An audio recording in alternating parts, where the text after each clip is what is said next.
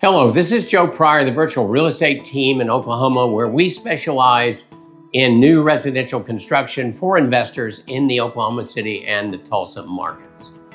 The Fed is about to meet.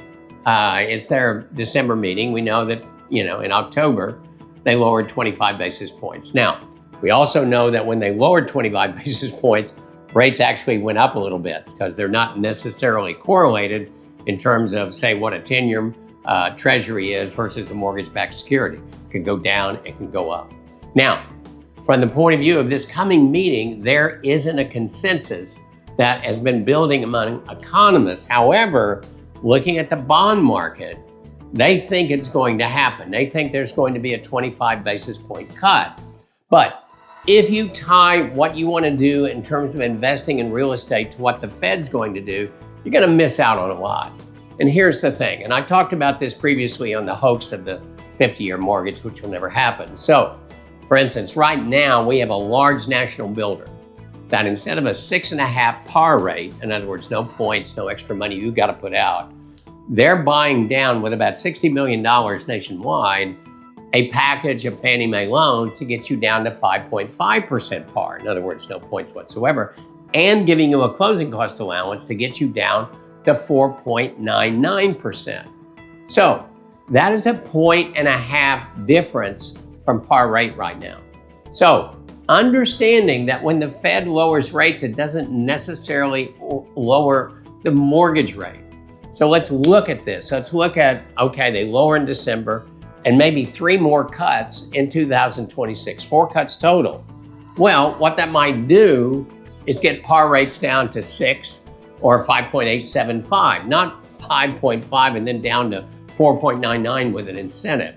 This is what's going on right now. And so I want you to understand the Fed window is for banks to borrow and loan you money on a car or a signature note, something that basically is short term. Yes, the 10-year treasury has an indirect effect on mortgages, mainly because what's the points to buy down a mortgage rate?